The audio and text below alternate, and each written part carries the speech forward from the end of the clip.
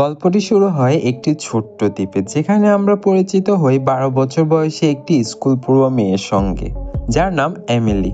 তাকে স্কুলের সবচেয়ে জনপ্রিয় মেয়েটি প্রায়ই অপমান করে, আর সেটা মোটেও সুখকর নয়।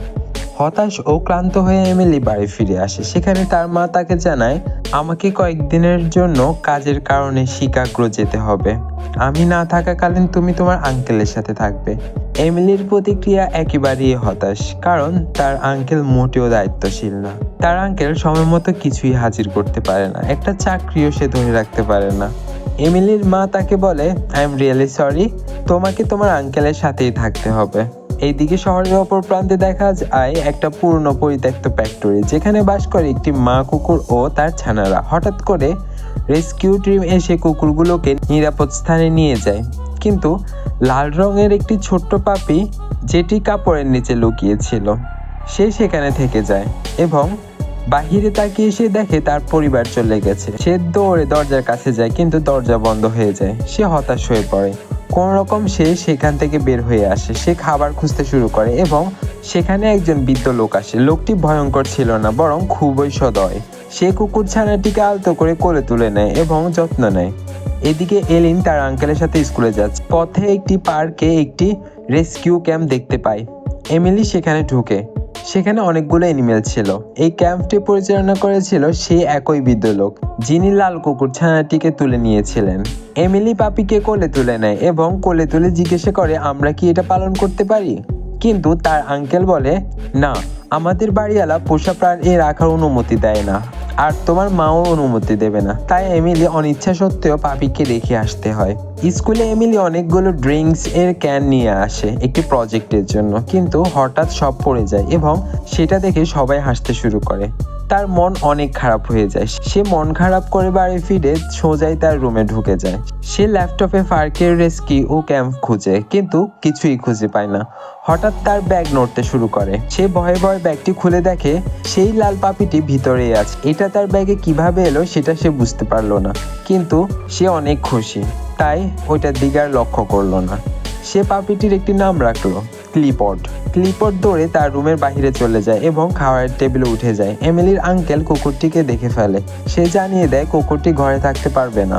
এমিলি অনেক অনুরোধ করে এবং শেষে তার আঙ্কেলকে অনেক অনুরোধ করার পরে রাখার অনুমতি দেয়, তবে তার মা ফেরার আগে ক্যাম্পে ফিরিয়ে দিতে হবে। এই কথায় তার অনেক রাগ উঠে। সে রুমে ঢুকে রুমে দরজা বন্ধ করে দেয়।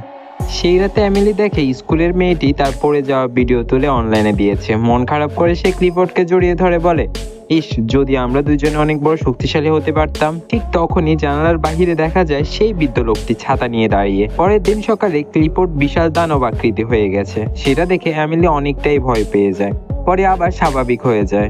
তার আঙ্কেল রেডি হচ্ছে, এমন সময় ক্লিপডের সাথে ধাক্কা খায়। ক্লিপডের এই দানব আকৃতি দেখে সে চিৎকার করে ভয়ে পালাতে শুরু করে।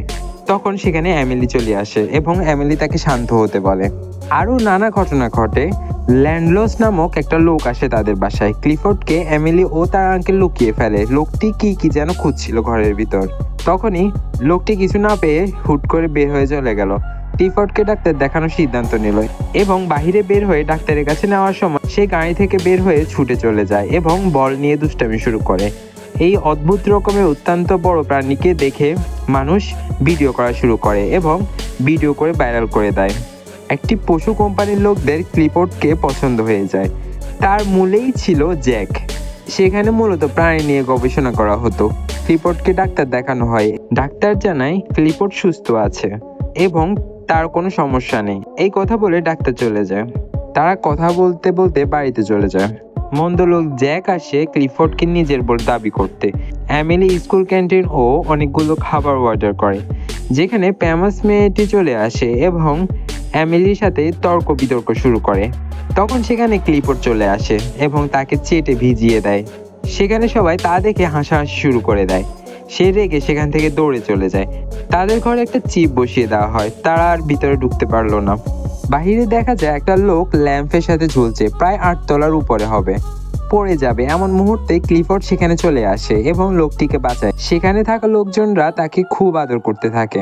আরেকটি চিত্রে দেখা যায় ওই মন্দ লোক জ্যাক ক্লিফোর্ডকে তার কাছে নিয়ে যাওয়ার জন্য এমিলি তার আঙ্কেলের কাছে যায় এবং টাকার লোভ দেখায়, কিন্তু তারা দুজনেই জ্যাককে কথা শুনিয়ে দেয় এবং এখান থেকে চলে যেতে বলে।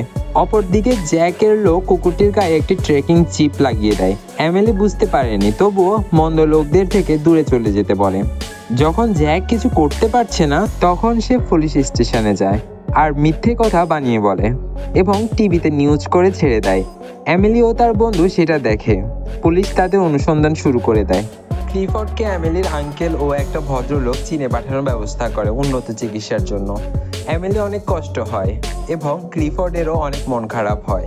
ক্লিফোর্ড মেয়েটিকে ছেড়ে যেতে চাচ্ছিল না। ক্লিফোর্ডকে এমিলি জাহাজে তুলে দেয় চীনে যাওয়ার উদ্দেশ্যে, কিন্তু ওই দুষ্ট জ্যাক ট্র্যাকিং চিপের জন্য তাকে ধরে ফেলে। কিভাবে ধরে সেটা টিভির মধ্যে স্পষ্টভাবে এমিলি ও তার বন্ধু সহ দেখতে পায়। পরে এমিলি ও তার বন্ধু দলমল জ্যাকের ল্যাবে থেকে ক্লিফোর্ডকে মুক্ত করে। অনেকগুলো ছাগল ভেড়া সেখানে ছেড়ে দেয়। শেষ মুহূর্তে তারা ফিরে আসে সেই পার্কে, যেখানে মিস্টার বিডয়েল থাকেন। বিডয়েল হচ্ছেন সেই বৃদ্ধ লোকটি যে কুকুরটিকে প্রথমে কুড়িয়ে নিয়েছিল। এমিলি চায় ক্লিফোর্ড আবার ছোট হয়ে যাক, কিন্তু মিস্টার বিডয়েল বলেন, আমি ক্লিফোর্ডকে বড় করিনি, তোমার ভালোবাসাই করেছে। শেষে পুলিশ আসে। জ্যাক দাবি করে ক্লিফোর্ড তার, কিন্তু স্ক্যান করে দেখা যায় তার মালিক হচ্ছে এমিলি। এমিলির মা সবকিছু দেখে খুব গর্বিত হয় এবং ক্লিফোর্ডকে পরিবারের একজন হিসেবে মেনে নেয়। শেষে এমিলি ও ক্লিফোর্ড একসাথে তাদের নতুন সব অ্যাডভেঞ্চার শুরু করে। আশা করি ভিডিওটি ভালো লেগেছে। যদি ভিডিওটি ভালো লেগে থাকে তাহলে ভিডিওতে একটি লাইক এবং কমেন্ট এন্ড শেয়ার করে দেবেন। ধন্যবাদ।